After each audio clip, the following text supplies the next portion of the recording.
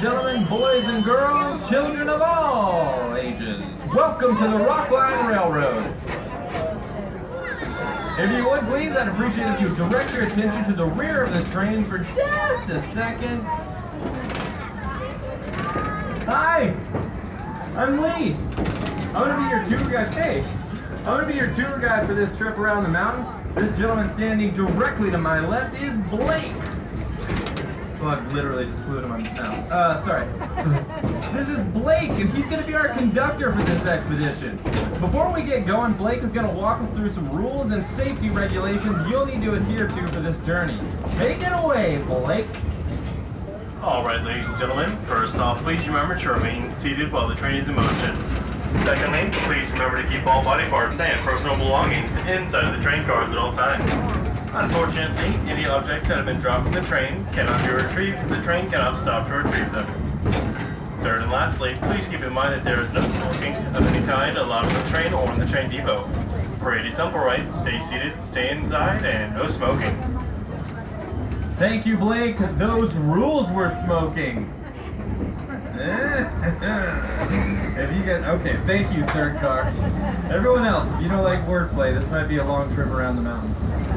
We have a very specific way of letting the engineers know that we are ready to go here on the Rockline Railroad. We like to say, all aboard! So, on the count of three, let me hear your most enthusiastic all aboard. 1, 2, 3. Great job, guys. Now, by a show of hands, who's ridden the Rockline Railroad before? A lot of you. Well, welcome back, and to all you newcomers, welcome aboard. We're going to do things a little bit differently today. Like Blake said, we will be making one continuous, non-stop trip around the mountain. But I will be here with you today to point out the sights and tell you some fun facts. It's going to be just great. Now, before we get started today, folks, we're going to let our hair down and make a little bit of noise. Everyone on the first car, when I say go, I want you to throw your hands in the air and yell and scream and holler like this is the best day of your life. 1, 2, 3, go! Very impressive, first car. I normally can't hear people all the way back here. In the second car, when I say go, I want you to throw your hands in the air and yell and scream and holler like this is the best day of your life. 1, 2, 3, go! All right, third car, the bar has been set. When I say go, I want you to throw your hands in the air and yell and scream and holler like this is the best day of your life. 1, 2, 3, go! Fourth car, do not let me down. You're my people. All right, when I say go, I want you to throw your hands in the air and yell and scream and holler like this is the best day of your life. 1, 2, 3, go! Fourth car, that's how we do it. All right, folks, as we get chugging along here today, let's start off with some facts about our train itself. Our train is big, our train is heavy, and our train is loud. Those are just three things that our train has in common with my nephew. Does anyone want to guess exactly how much our train weighs? Yes. Doesn't know. Give a guess.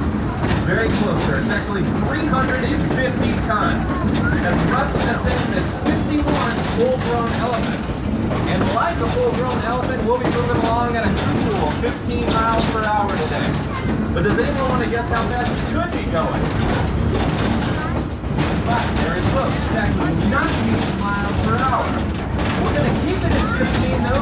Take it up to 90. We complete this whole lap around the mountain in just 3 minutes. Barely enough time to make any memories.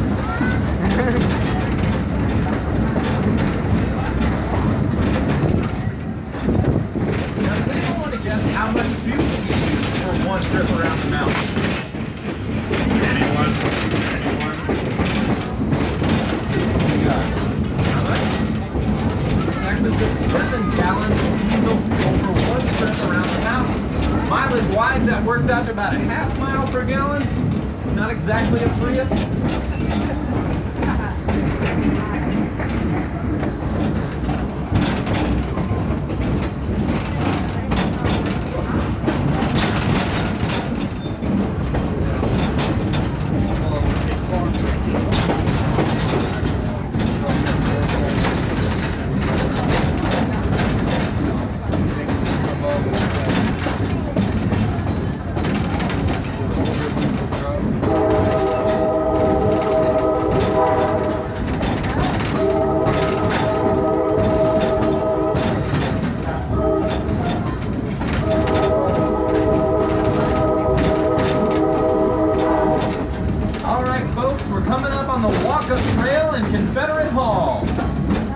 your fellow humans as we pass them.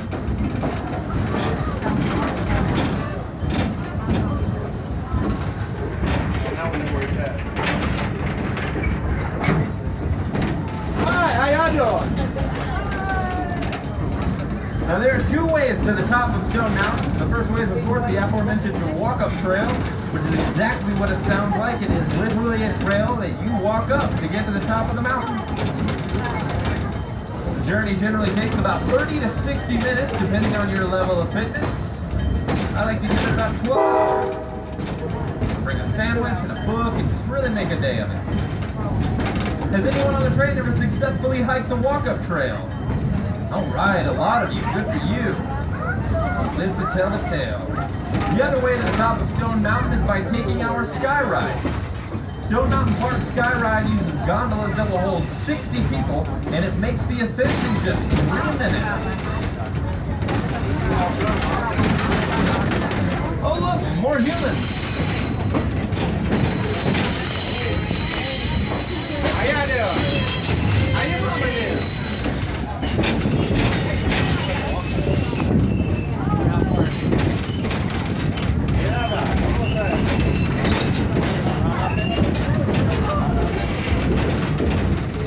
If you're interested in learning more about the science of Stone Mountain, I'd encourage you to come back around and consider it all once we get back to the depot.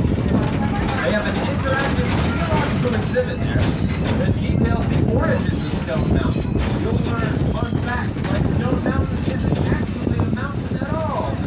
I know you feel kind of steep. It's actually a monadnock, or a hill.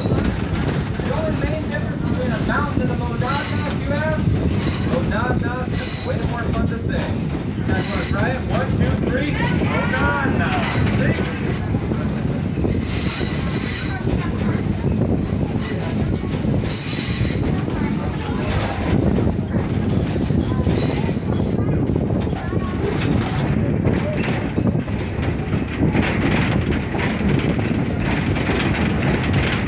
Stone Mountain began forming many moons ago. But does anyone know what magma is? So many people. Just yell it out. Magma is just lava that has not yet been exposed to the Earth's surface.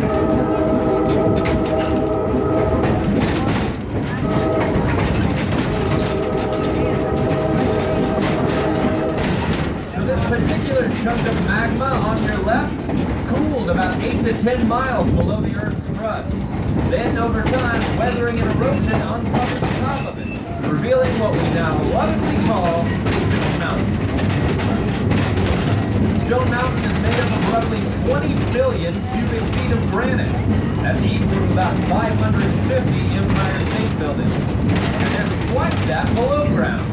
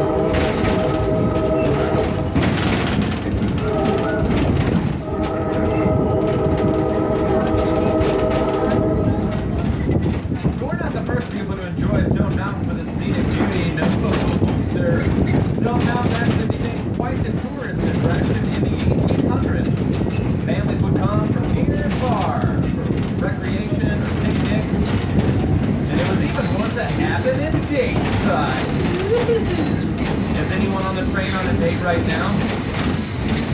No? Oh, there we go. One in the fourth car. In 1838, a man named Aaron Cloud from McDonough, Georgia, bought Stone Mountain for just a $20 bill and a gun. He then built a tower on top of the mountain. Visitors would come and climb the 165-foot tower just to get a good look at the panoramic view. Unfortunately, high winds eventually came along and took down the tower, thus eliminating the hottest date spot of the 1830s.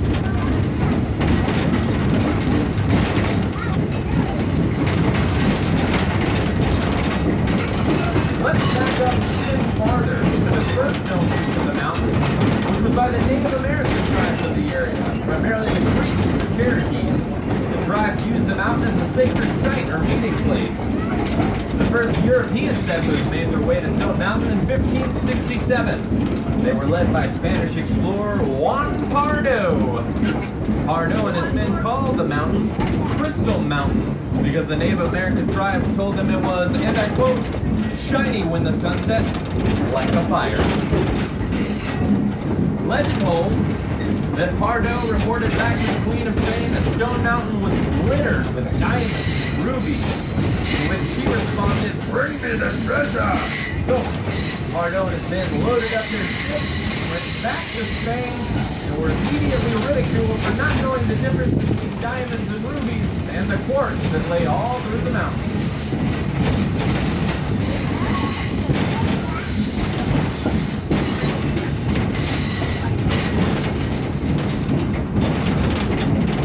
And then in the 1800s, a series of wars broke out that eventually led to the Creeks having to give up their land to the state of Georgia in 1821. In 1887, the Venable brothers of Atlanta bought Stone Mountain for $45,000, or almost as much as I owe in student loans to the fine people at Murray State University.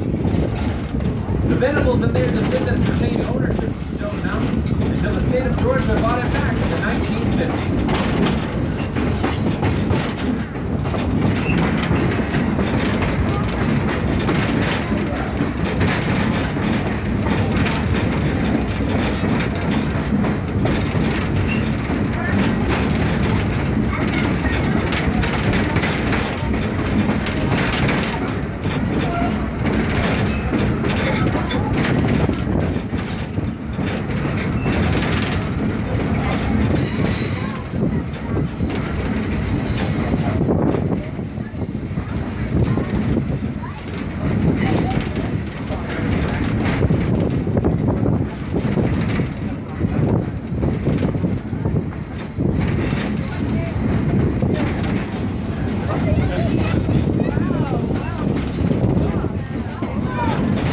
Has anyone on the train ever heard of Elias Noer? Alright, you're all going to learn something today. Elias was known as the old man of the mountain. It is said that in his time, Elias rescued 36 people and several dogs who had fallen or gotten stuck on the mountain. He performed his first rescue in 1927 at the age of 13.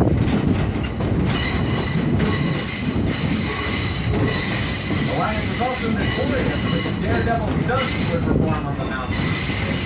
He would drive his car down the steep side of the mountain, or he would send cars and trucks off the top of the mountain just to watch them crash down below.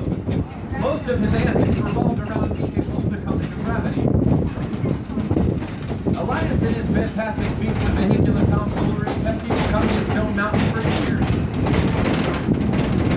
And then in 1959, in the ultimate twist of irony, Elias was named safety supervisor of Stone Mountain. One of his first acts as safety supervisor was to erect a tall fence around the top of the mountain.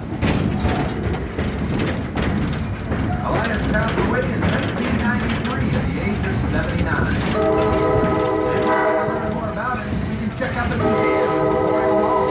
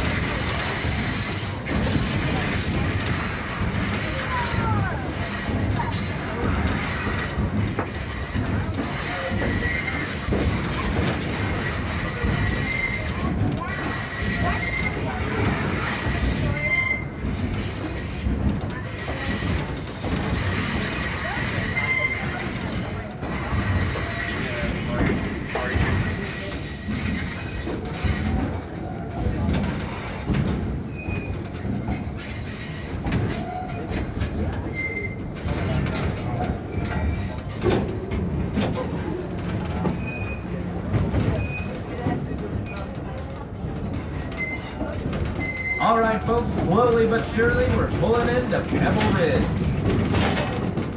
Pebble Ridge is now a completely fictional town, but it was once a real town when Stone Mountain still served as an active quarry site in the 1840s.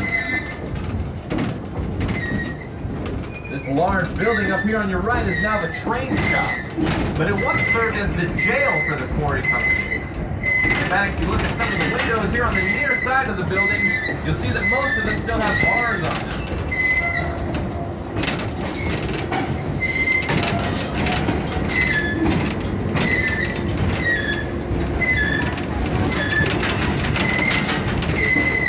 The buildings on your left were constructed more recently, and most of them have been used in the shows that take place out here at Pebble Ridge, including in our most popular Christmas show, The Gift.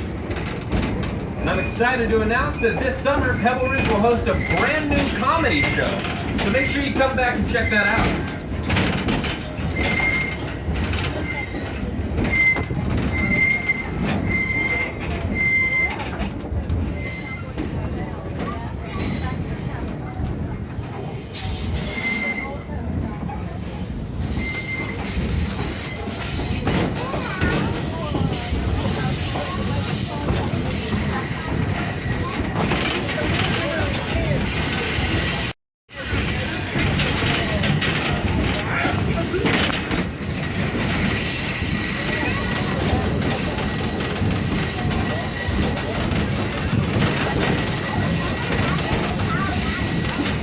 Green cars on your left are cleaned up in the wintertime and used during inclement weather.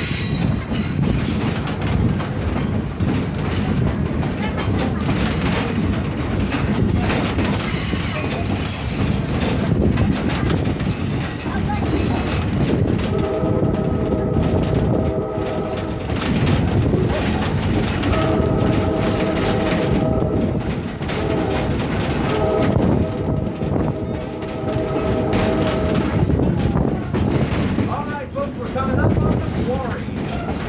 Now, since the 1800s, stone workers have quarried granite here in Stone Mountain. And over that time, Stone Mountain granite has made its way all over the world. The base of the Lincoln Memorial is made of Stone Mountain granite. Stone Mountain granite was used in construction at the U.S. Capitol. The blocks of the Panama Canal are Stone Mountain granite. And the Imperial Hotel in Japan proudly states that their granite came from where? Way to look alive, Ford car. Now obviously the quarry is no longer in service, but you can learn more about it by visiting the exhibits. The entrance is right up here on your right.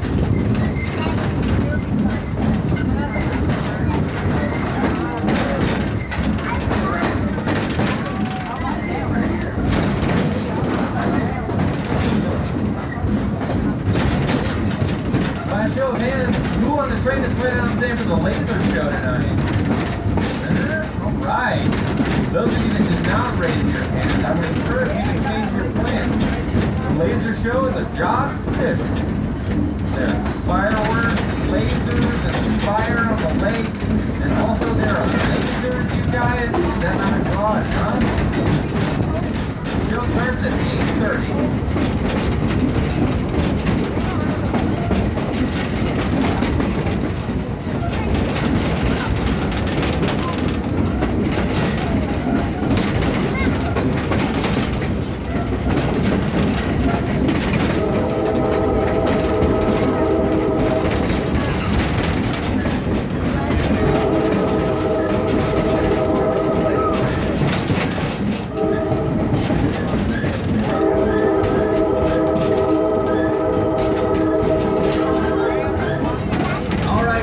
Ready your cameras, because here shortly we're going to be rolling up on the carving. The carving was originally conceived by Mrs. Helen Blaine, a charter member of the United Daughters of the Confederacy. The first sculptor went to work in 1923. But after only 2 years of work, he packed up his sketches and designs, took his talents to South Dakota, and helped carve Mount Rushmore. Work resumed in 1964.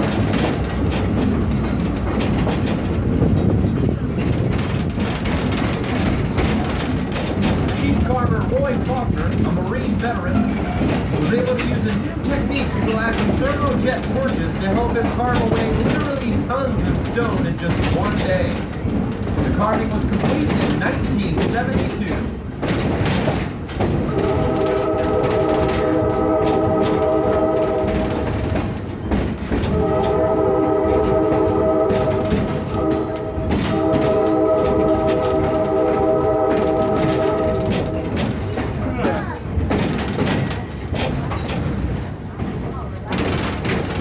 Alright folks, as we come into the clearing, if you'll look up and to your left, and allow me to introduce to you from left to right, Confederate President Jefferson Davis, General Robert E. Lee, and Lieutenant General Thomas Stonewall Jackson. Each man is shown here on his favorite horse. Davis is on Blackjack, Lee is on Traveler, and Stonewall Jackson is astride Little Sorrel. This is the only monument in the world dedicated to Southern Civil War generals, and it is certainly larger than life. Lee stands at over 9 stories tall. And you can fit a Volkswagen Beetle in the nostril of Davis's Blackjack. We know because we tested it.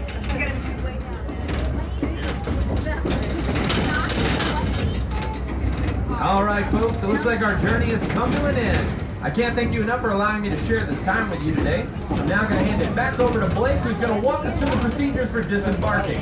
Take it away, Blake. Alright, ladies and gentlemen, we're now pulling back into the train depot, our final destination. As the train comes to a complete stop, I'd like to remind everyone, please remain seated. Once the train has come to a full and complete stop, conductors will be making their way down to open the gates for you, signaling that it's safe to exit from the train. Please wait until the conductor has come by and opened the gate for you before exiting. I'd like to say on behalf of myself and the rest of the Snowmaster train crew, it's been a pleasure having you ride with us today, and have a wonderful rest of the day from us here at Snowmaster Park.